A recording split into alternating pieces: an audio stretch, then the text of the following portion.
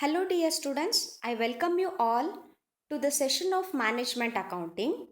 This is the fourth session wherein we are going to discuss about functions of Management Accounting. I hope that you have understood the previous sessions regarding nature, scope, and objectives of Management Accounting. Now, let us move on to the functions of Management Accounting. You know that the main function of management accounting is to provide the information to the management in proper form and at proper time to make better decisions. The key function of management accounting is to facilitate or help the decision making process of the management. How it helps the decision making process? By providing the information in a required form and within the time where decision has to be taken. Management ಅಕೌಂಟಿಂಗ್ನ ಮುಖ್ಯ ಕಾರ್ಯ ಅಂತ ಹೇಳಿದ್ರೆ ನಿರ್ಧಾರಗಳನ್ನು ತಗೊಳ್ಳೋದಕ್ಕೆ ಯಾವ ರೀತಿಯಾದಂತಹ ಮಾಹಿತಿ ಬೇಕಾಗಿರುತ್ತೋ ಆ ರೀತಿ ಮಾಹಿತಿಯನ್ನು ಸರಿಯಾದ ರೀತಿಯಲ್ಲಿ ಮತ್ತು ಸರಿಯಾದ ಸಮಯದೊಳಗಡೆ ಮಾಹಿತಿಯನ್ನು ಒದಗಿಸಿಕೊಡುವಂಥದ್ದಾಗಿದೆ. Dear students, you know that the time and also decision making within time is very important for an organization's success. ಸಂಸ್ಥೆಯ ಯಶಸ್ಸಿಗೆ ಅಥವಾ ಸಂಸ್ಥೆಗೆ ಯಾವುದೇ ರೀತಿಯಾದಂತಹ ಲಾಸ್ ಆಗದೆ ಇರಬೇಕು ಅಂತ ಹೇಳಿದ್ರೆ ನಿರ್ಧಾರಗಳನ್ನು, ಅದು ಸರಿಯಾದ ನಿರ್ಧಾರಗಳನ್ನು ಸರಿಯಾದ ಸಮಯಕ್ಕೆ ತಗೊಳ್ಬೇಕಾಗತ್ತೆ. Delay in decisions may cause huge loss to the organisation. Therefore, providing the information in required form is also important, and also within the time that information has to be reached to management. Both has to be taken care. ಸರಿಯಾದ ಸಮಯದಲ್ಲಿ ಮತ್ತು ಸರಿಯಾದ ರೀತಿಯಲ್ಲಿ ನಾವು ಮಾಹಿತಿಯನ್ನು ಒದಗಿಸ್ಕೊಳ್ಬೇಕಾಗತ್ತೆ. ಸರಿಯಾದ ರೀತಿ ಅಂದರೆ ಏನು ಅಂತ ಹೇಳಿದ್ರೆ, ಇವಾಗ ನಮ್ಮ ಹತ್ರ P&L ಅಕೌಂಟ್ ಇದೆ, ಅಂದರೆ ಇನ್ಕಮ್ ಸ್ಟೇಟ್ಮೆಂಟ್ ಇದೆ ಮತ್ತು ಪೊಸಿಷನ್ ಸ್ಟೇಟ್ಮೆಂಟ್ ಇದೆ. ಸುಮ್ಮನೆ ಪೊಸಿಷನ್ ಸ್ಟೇಟ್ಮೆಂಟ್ ಮತ್ತು ಇನ್ಕಮ್ ಸ್ಟೇಟ್ಮೆಂಟ್ನ ನಾವು ಇನ್ಫಾರ್ಮೇಷನ್ ಅಂತ ಹೇಳ್ಬಿಟ್ಟು ಕೊಟ್ಬಿಟ್ರೆ ಆಗಲ್ಲ. ಅದನ್ನು ತಗೊಂಡು ಅದರಲ್ಲಿ ಎಕ್ಸ್ಪೆನ್ಸಸ್ ಯಾವ್ಯಾವ ರೀತಿ ಆಗ್ತಾ ಇದೆ, ಆ ಎಕ್ಸ್ಪೆನ್ಸಸ್ನ ಕಡಿಮೆ ಮಾಡೋದಕ್ಕೆ ಏನು ಸ್ಟೆಪ್ಸ್ ತೊಗೊಳ್ಬೋದು, ಇದೆಲ್ಲದನ್ನು ಫೈನಾನ್ಷಿಯಲ್ ಸ್ಟೇಟ್ಮೆಂಟ್ಸ್ನಲ್ಲಿ ಇರೋದಿಲ್ಲ.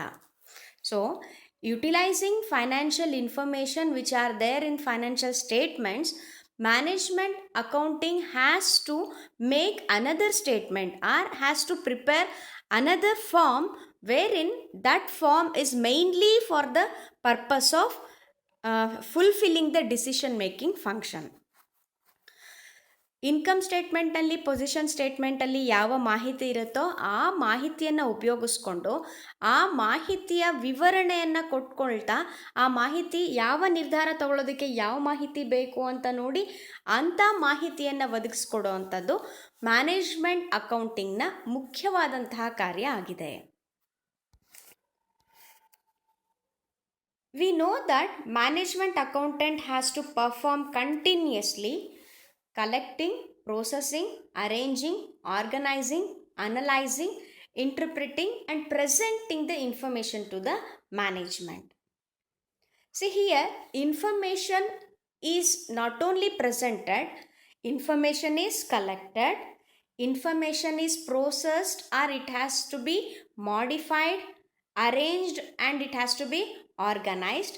And further, one step ahead, information are analyzed, and these information are interpreted and presented in a suitable form to the management. So these are all the main function of management accounting, wherein the information is collected, processed, arranged, organized, analyzed, interpreted and presented in a required form to the management. ಈಗಾಗಲೇ information ಇರುತ್ತೆ, ಮಾಹಿತಿ ಇರುತ್ತೆ ಸಂಸ್ಥೆಯಲ್ಲಿ.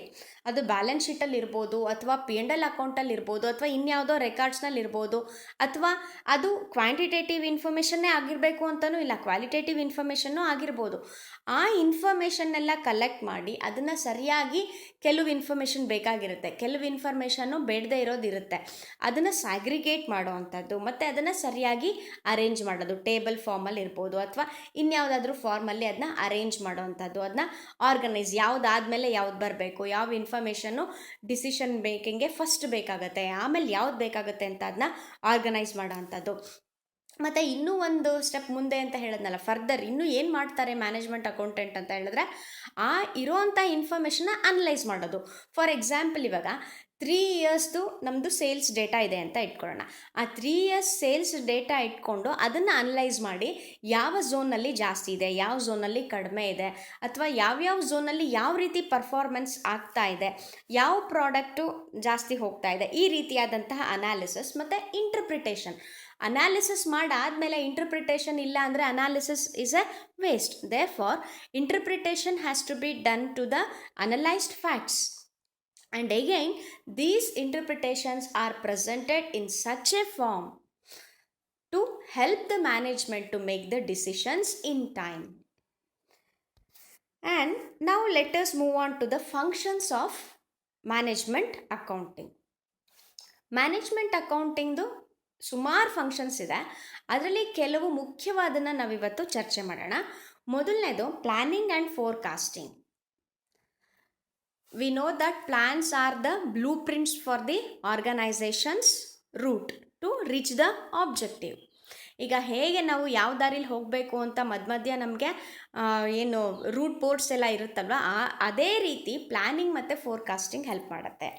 So without planning and forecasting we cannot move.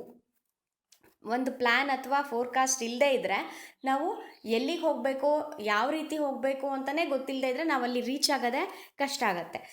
Like wise organisation has to plan and forecast definitely. But how management accounting helps for this function, ಅಥವಾ ಈ planning ಮತ್ತು forecasting ಮಾಡೋದಕ್ಕೆ management ಅಕೌಂಟಿಂಗ್ನ ಯಾವ ಯಾವ ಕಾರ್ಯಗಳು ಅದಕ್ಕೆ ಒಂದು ಸಹಾಯಕವಾಗಿದೆ ಅಂತ ನೋಡಿದ್ರೆ, ಮೇಯ್ನ್ ಏನಾಗುತ್ತೆ ಅಂತ ಹೇಳಿದ್ರೆ ಕ್ಯಾಶ್ ಇನ್ಫ್ಲೋ, ಕ್ಯಾಶ್ ಔಟ್ಫ್ಲೋ ಮತ್ತು ಸೇಲ್ಸ್ ಫೋರ್ಕಾಸ್ಟ್ ಇದೆಲ್ಲ ಮಾಡಬೇಕು ಅಂತ ಹೇಳಿದ್ರೆ management accounting will do all this with the processed information. Budgeting ಆಗಿರ್ಬೋದು, standard costing, marginal costing, fund flow statement ಮತ್ತು ಕ್ಯಾಪಿಟಲ್ ಬಡ್ಜೆಟಿಂಗ್ ಟೆಕ್ನಿಕ್ಸ್ ಇದೆಲ್ಲದನ್ನು ಉಪಯೋಗಿಸ್ಕೊಂಡು ಪ್ಲ್ಯಾನಿಂಗ್ ಮತ್ತು ಫೋರ್ಕಾಸ್ಟಿಂಗ್ ಮಾಡ್ತಾರೆ. In short, we can say that various tools and techniques are utilized by management accountant to plan and forecast for the future. For example, fund flow statement, cash flow statement, and various cost techniques like budgeting, standard costing, marginal costing, etc. are utilized in such a way such a way that planning and forecasting will be more accurate. And the next function is modification of data. I told you already that one of the main function of the management accounting is to provide the information in an organized way. So whenever data is required for decision making, we cannot present the data as it is. As it is ಅಂತ ಹೇಳ್ತಾ ಇದ್ರೆ ನಾನು ಇಲ್ಲಿ ಹೇಳ್ತಾ ಇರೋದು ಡೇಟಾನ change ಮಾಡಿ ಅಂತ ಅಲ್ಲ, ಅಥವಾ ಫ್ಯಾಕ್ಟ್ನ ಬದಲಾಯಿಸಿ ಅಂತ ಅಲ್ಲ. ಆ ಫ್ಯಾಕ್ಟ್ ಯಾವ ಫಾರ್ಮಲ್ಲಿರುತ್ತೋ ಅದಲ್ಲದೆ ಬೇರೆ ಫಾರ್ಮಲ್ಲಿ ಕೊಡಬೇಕಾಗ್ಬೋದು, ಅಥವಾ ನಮ್ಮ ಹತ್ರ 1 ವರ್ಷದ ಮಾತ್ರ ಫ್ಯಾಕ್ಟ್ ಈಗ ಸದ್ಯಕ್ಕೆ ಅವೈಲಬಲ್ ಇರ್ಬೋದು, ಇನ್ನು ಪ್ರೀವಿಯಸ್ ಇಯರ್ಸ್ದು ಕಲೆಕ್ಟ್ ಮಾಡಿ ಅದನ್ನ ಪ್ರೆಸೆಂಟ್ ಮಾಡಬೇಕಾಗ್ಬೋದು. ಸೊ ಈ ರೀತಿ ಡೇಟಾನ ಮಾಡಿಫೈ ಮಾಡಿಬಿಟ್ಟು ಅದನ್ನು ಈಸಿಯಾಗಿ ಅಂಡರ್ಸ್ಟ್ಯಾಂಡಬಲ್ ಫಾರ್ಮ್ನಲ್ಲಿ ಕೊಡಬೇಕಾಗತ್ತೆ. ನಾನು ನಿಮ್ಗೆ ಇವಾಗ ಜಸ್ಟ್ ಒಂದು ಎಕ್ಸಾಂಪಲ್ ಕೊಟ್ಟೆ ನೋಡಿ. ಸೇಲ್ಸ್ ಬಗ್ಗೆ ನಾವು ನಮ್ಮ ಹತ್ರ 1 ವರ್ಷದ ಡೇಟಾ P&L ಅಕೌಂಟಲ್ಲಿ ಸಿಗಬಹುದೇನೋ, ಬಟ್ ಆದರೆ ಪ್ರೀವಿಯಸ್ ಇಯರ್ಸ್ ಏನಾಗಿತ್ತು ಅನ್ನೋದನ್ನು ಕಲೆಕ್ಟ್ ಮಾಡಿ ಅದನ್ನ ಎಲ್ಲ ಅರೇಂಜ್ ಮಾಡಿ ಕೊಡಬೇಕಾಗತ್ತೆ. So this modification will help the management to make the decision properly. ಈಗ ಪ್ರೊಡಕ್ಷನ್ ಟಾರ್ಗೆಟ್ಸು ಯಾವ್ಯಾವ ಟೈಮ್ನಲ್ಲಿ ಎಷ್ಟೆಷ್ಟು ರೀಚ್ ಮಾಡಿದ್ದಾರೆ ಅಂತ, ಮಂತ್ಲಿ ಪ್ರೊಡಕ್ಷನ್ ಟಾರ್ಗೆಟ್ಸ್ ಇರ್ಬೋದು, ಅಥವಾ 6 months ಒನ್ಸ್ ಏನು ರಿವ್ಯೂ ಮಾಡಿರ್ತಾರೆ ಆ ಪ್ರೊಡಕ್ಷನ್ ಟಾರ್ಗೆಟ್ ರೀಚ್ ಮಾಡಿರೋ ಅಂಥದ್ದು ಇರ್ಬೋದು, ಅಥವಾ R&Dನಲ್ಲಿ ಎಷ್ಟೆಷ್ಟು ಎಕ್ಸ್ಪೆಂಡಿಚರ್ ಖರ್ಚಾಗ್ತಾ ಇದೆ ಅನ್ನೋದಿರ್ಬೋದು. ಈ ಎಲ್ಲ ಮಾಹಿತಿಯನ್ನು ಸರಿಯಾಗಿ ಮಾಡಿಫೈ ಅಂದರೆ please remember that it is not that facts has to be changed ಅಂತ ಅಲ್ಲ. ಮಾಡಿಫೈ ಅಂದರೆ ಅದು ಯಾವ ಫಾರ್ಮಲ್ಲಿದೆ ಅದಲ್ಲದೆ ಬೇರೆ ಫಾರ್ಮ್ನಲ್ಲಿ ಅದನ್ನ ನಾವು ಪ್ರೆಸೆಂಟ್ ಮಾಡಬೇಕಾಗತ್ತೆ. ಇವಾಗ ಎಲ್ಲನೂ ಒಂದು ಸೆಂಟೆನ್ಸ್ ಫಾರ್ಮಲ್ಲಿ ಒಂದು ಲೆಟರ್ ಟೈಪ್ ಥರ ಟೈಪ್ ಮಾಡಿ ಇರ್ತೀವಿ ಅಂತ ಇಟ್ಕೊಳ್ಳಿ. It is very difficult to read all the sentences and interpret it. So ಅದನ್ನೇನು ಮಾಡ್ತೀವಿ, ಒಂದು ಟೇಬಲ್ ಫಾರ್ಮ್ನಲ್ಲಿ ಅಥವಾ ಒಂದು ಗ್ರಾಫ್ ಅಥವಾ ಚಾರ್ಟ್ ಫಾರ್ಮ್ನಲ್ಲಿ ಅದನ್ನ ಮಾಡಿಫೈ ಮಾಡಿ ಪ್ರೆಸೆಂಟ್ ಮಾಡ್ತಾ ಇರ್ತೀವಿ. So this is how the data is modified and presented to help decision making process. ಅಂದರೆ ಇವಾಗ ಯಾವುದಾದ್ರೂ ಒಂದು ಪ್ರಾಡಕ್ಟ್ ವೈಸು, ಏರಿಯಾ ವೈಸು ಯಾವ ರೀತಿ ಸೇಲ್ಸ್ ಆಗ್ತಾ ಇದೆ ಅಂತ ಇರ್ಬೋದು, ಅಥವಾ ಪ್ರೊಡಕ್ಷನ್ನೇ ಆಗಿರ್ಬೋದು. ಪ್ರೊಡಕ್ಷನು ಯಾವ ಇದರಲ್ಲಿ ಯಾವ್ಯಾವ ಪ್ಲ್ಯಾಂಟ್ನಲ್ಲಿ ಯಾವ್ಯಾವ ರೀತಿ ನಡೀತಾ ಇದೆ ಅಂತ, ಈ ರೀತಿ ಡೇಟಾನ ಮಾಡಿಫಿಕೇಷನ್ ಮಾಡಿ ಪ್ರೆಸೆಂಟ್ ಮಾಡಬೇಕಾಗತ್ತೆ. And then analysis and interpretation of data. In order to help decision, we have to analyze the facts which are already with us. ನಮ್ಮ ಹತ್ರ ಏನು ಫ್ಯಾಕ್ಟ್ಸ್ ಇದೆ ಅಥವಾ ಏನು ಮಾಹಿತಿ ಇದೆ ಅದನ್ನ ನಾವು ಅನಲೈಸ್ ಮಾಡಬೇಕಾಗತ್ತೆ, ಅದನ್ನ ವಿಮರ್ಶಾತ್ಮಕವಾಗಿ ನೋಡಬೇಕಾಗತ್ತೆ, ವಿಶ್ಲೇಷಣೆ ಮಾಡಬೇಕಾಗತ್ತೆ. ಆ ವಿಶ್ಲೇಷಣೆ ಮಾಡೋದ್ರಿಂದ ಅದು ಮುಂದಿನ ನಿರ್ಧಾರಗಳಿಗೆ ಯಾವ ರೀತಿ ನಮಗೆ ಸಹಾಯಕವಾಗಿದೆ ಅಥವಾ ಯಾವ ರೀತಿ ಪೂರಕವಾಗಿದೆ ಅಂತ ಗೊತ್ತಾಗುತ್ತೆ. ಮತ್ತು ಪರಿಣಾಮಗಳು ಈ ನಿರ್ಧಾರಗಳಿಂದ ಅಥವಾ ಈ ಮಾಹಿತಿನ ಉಪಯೋಗಿಸ್ಕೊಂಡು ನಾವು ನಿರ್ಧಾರ ತಗೊಂಡಾಗ ಅದರ ಪರಿಣಾಮ ಏನಾಗಬಹುದು ಅಂತ ನಾವು ಅಂದಾಜು ಮಾಡ್ಬೋದಾಗತ್ತೆ. ಇದಕ್ಕೆ ನಾವು ಸಾಮಾನ್ಯವಾಗಿ in order to analyse and interpret the data we utilize of course financial statements, but these financial statements are analyzed in various forms. Comparative statements, common size statements, trend percentage, ratio analysis are utilized to analyze and interpret the financial information. Next ನೀವು ಇದನ್ನು ಓದ್ತೀರಾ, next ಚಾಪ್ಟರ್ಸ್ನಲ್ಲಿ financial analysis and interpretation ಅಂತ. ಅಂದರೆ ಇವಾಗ P&L account ಆಗಿರ್ಬೋದು ಅಥವಾ balance sheet ಆಗಿರ್ಬೋದು, ಅದನ್ನು ನಾವು ಅನಲೈಸ್ ಮಾಡ್ತೀವಿ. ಅಂದರೆ ಇವಾಗ ಟೋಟಲ್ ಅಸೆಟ್ಸ್ಗೆ ಕಂಪೇರ್ ಮಾಡಿಕೊಂಡು ಬೇರೆ ಬೇರೆ ಅಸೆಟ್ಸ್ ಎಲ್ಲ ಯಾವ ರೀತಿ ಇದೆ ಅಂತ, ಅಥವಾ ಟೋಟಲ್ ಲಯಬಿಲಿಟಿಗೆ ಕಂಪೇರ್ ಮಾಡಿ ಈಚ್ ಲಯಬಿಲಿಟಿ ಎಷ್ಟು ಪರ್ಸೆಂಟೇಜ್ ಆಗಿರ್ಬೋದು ಅಂತ, ಈ ರೀತಿ ಪ್ರತಿಯೊಂದನ್ನು ಅನಾಲಿಸಿಸ್ ಮಾಡಿದಷ್ಟು ನಮಗೇನಾಗುತ್ತೆ, ಹೆಚ್ಚಿನ ಇನ್ಫಾರ್ಮೇಷನ್ ಸಿಗುತ್ತೆ. ಮತ್ತು whenever we analyse we go deep into the aspect and more knowledge will be taken, and thus this provides a clarity to make the decision. ಅಂದರೆ ನಿರ್ಧಾರಗಳನ್ನು ತಗೊಳ್ಳೋ ಹೊತ್ತಿಗೆ ನಾವು ಅನಲೈಸ್ ಮಾಡ್ತಿದ್ದಂಗೂ ನಮಗೆ ಸರಿಯಾದ ವಿಷಯಗಳು ಗೊತ್ತಾಗುತ್ತೆ, ಮತ್ತು ಅದರ ವಿಷಯದ ಆಳಕ್ಕೆ ಹೋಗ್ತಿದ್ದಂಗೆ ನಮಗೆ ಅಲ್ಲಿ ಯಾವ ರೀತಿ ನಿರ್ಧಾರ ತಗೊಂಡ್ರೆ ಏನಾಗುತ್ತೆ ಅನ್ನೋದು ಸರಿಯಾಗಿ ನಮಗೆ ಅದು ಗೋಚರಿಸುತ್ತೆ ಅಂತ ಹೇಳ್ಬೋದು. Next, coordinating technique is used by the management accounting such as budgeting, financial reporting, and then analysis and interpretation, which helps the management to coordinate with various activities and also departments of the business. ಸಂಸ್ಥೆನಲ್ಲಿ ಬೇರೆ ಬೇರೆ ಚಟುವಟಿಕೆಗಳು ನಡೀತಾ ಇರುತ್ತೆ, ಮತ್ತು ಬೇರೆ ಬೇರೆ departments ಇರುತ್ತೆ.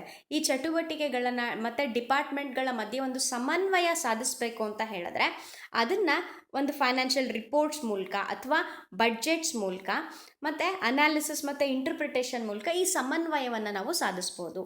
For example, ಇವಾಗ ಸುಮ್ಮನೆ ಪ್ರೊಡಕ್ಷನ್ ಅವ್ರಿಗೆ ಮಾತ್ರ ನಾವು ಟಾರ್ಗೆಟ್ ಫಿಕ್ಸ್ ಮಾಡಿದ್ರೆ ಆಗಲ್ಲ.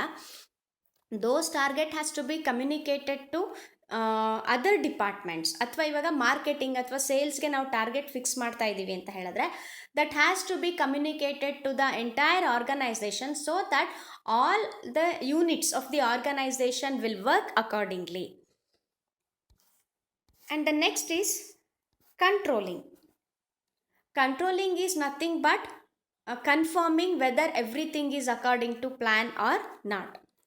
ಎಲ್ಲವೂ ನಮ್ಮ ಯೋಜನೆಗೆ ತಕ್ಕಂಗೆ ನಡೀತಾ ಇದೆಯಾ ಇಲ್ವಾ ಅನ್ನೋಂತಹ ಒಂದು ಖಾತರಿಪಡಿಸ್ಕೊಳ್ಳುವಿಕೆಯನ್ನು ನಾವು ನಿಯಂತ್ರಣ ಅಂತ ಹೇಳ್ತೀವಿ. ಈ ನಿಯಂತ್ರಣವನ್ನು ಸಾಧಿಸೋದು ತುಂಬ ಮುಖ್ಯವಾಗುತ್ತೆ.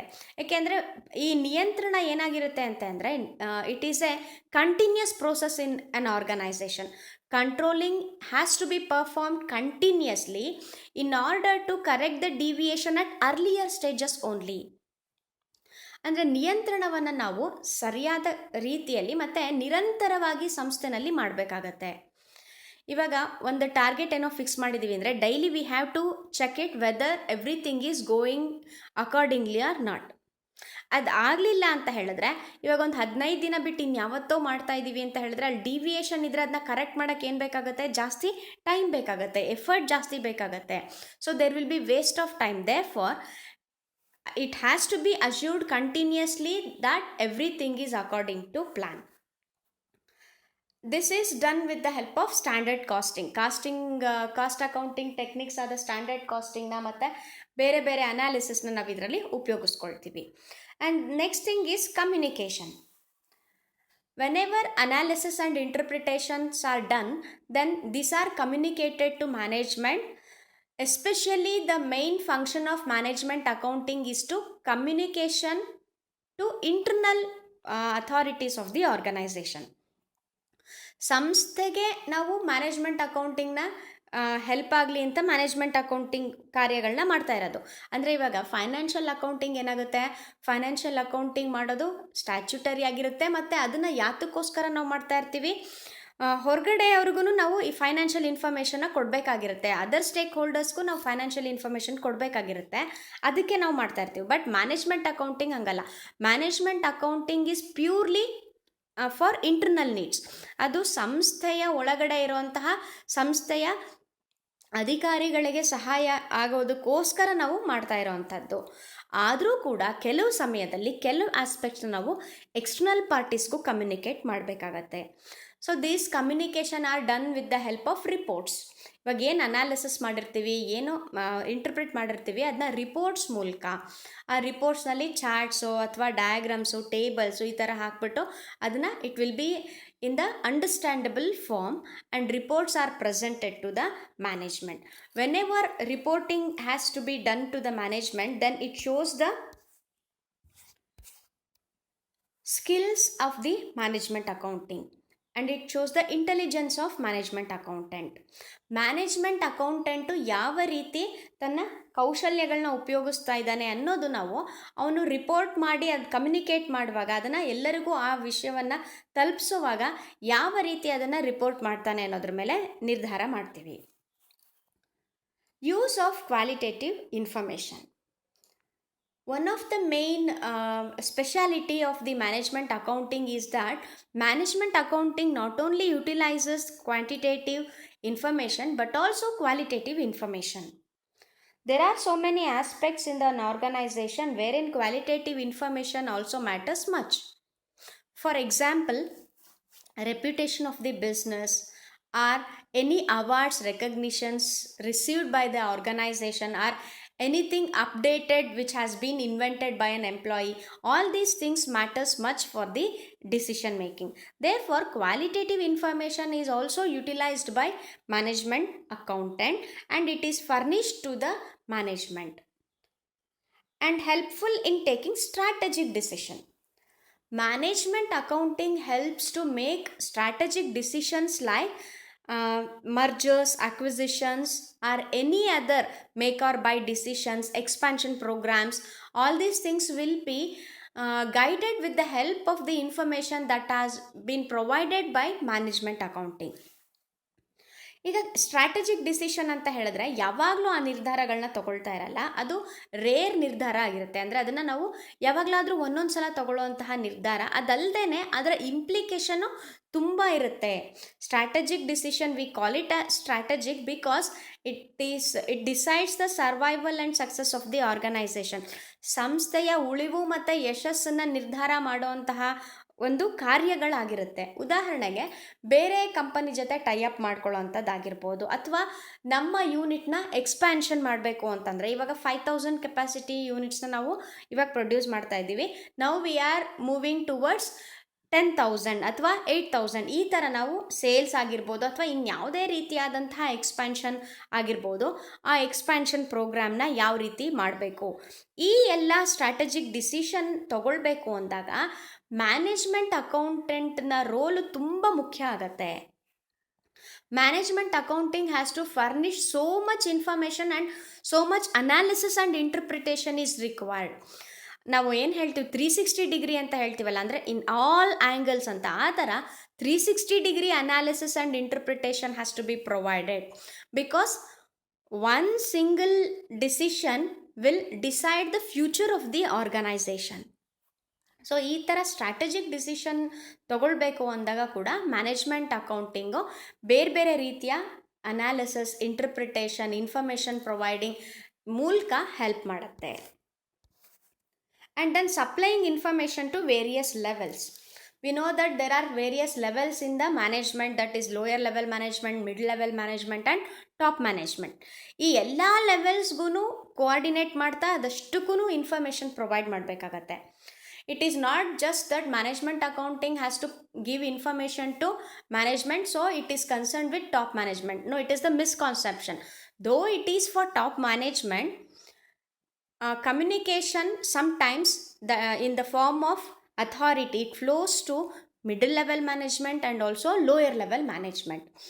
ಏನೇನು ಮಾಡಬೇಕಾಗತ್ತೆ, ಎಕ್ಸಿಕ್ಯೂಷನ್ ಯಾವ ರೀತಿ ಇರಬೇಕಾಗತ್ತೆ ಅನ್ನೋದನ್ನ ಡಿಸೈಡ್ ಮಾಡೋದು ಟಾಪ್ ಲೆವೆಲ್ ಮ್ಯಾನೇಜ್ಮೆಂಟೇ ಆದರೂ ಅದನ್ನ ಎಕ್ಸಿಕ್ಯೂಟ್ ಮಾಡಬೇಕಾಗಿರೋದು ಮಿಡಲ್ ಮತ್ತು ಲೋಯರ್ ಲೆವೆಲ್ ಮ್ಯಾನೇಜ್ಮೆಂಟ್ ಆಗಿರೋದ್ರಿಂದ ಅದನ್ನು ಮ್ಯಾನೇಜ್ಮೆಂಟ್ನ ಎಲ್ಲ ಲೆವೆಲ್ಸ್ಗೂ ಸರಿಯಾದ ಇನ್ಫಾರ್ಮೇಷನ್ನ ನಾವು ಸಪ್ಲೈ ಮಾಡಬೇಕಾಗತ್ತೆ.